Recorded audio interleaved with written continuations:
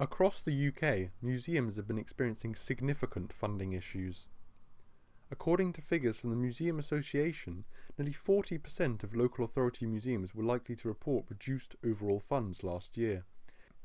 I asked local residents what they thought museums could do moving forward. I think the fronts of some of these buildings could look a lot better.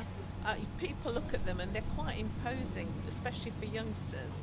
There needs to be work, I think, put into it in order to sort of bring it from being inside a building behind a glass case and making it more sort of more approachable. Schools will make sure that they're still involved, and certainly some parents will as well. But it'll be a lot of work, I think. Bringing the contents, this great wealth of information from your museum and bringing it to life. It has the potential to do that. It just comes down to funding, I suppose. Lynn Museum behind me is based here in the centre of the bustling market town of King's Lynn. It was opened in 1844 at a time when museums were booming in popularity across the country. It's one of 10 that are managed by Norfolk Museums, and they've recently received £6.5 million worth of funding, which is an indicator that museums really do have a future here in Norfolk.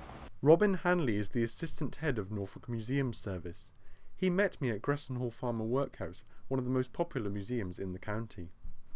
Museums have something to offer people of all ages in terms of learning. Projects like the one here at Gressenhall, which transformed our interpretation of the workhouse story, that was about £2 million, and the lion's share of that was external money, particularly from the Heritage Lottery Fund. We need to keep investing in our museum sites. We also need to ensure that museums stay relevant. Actually, it's in our interest to make sure that the people are visiting us in the future.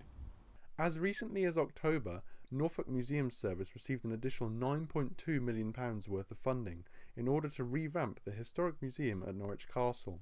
Museums must continue to adapt to new generations and reinvent themselves, but here in Norfolk they appear to have a very healthy future.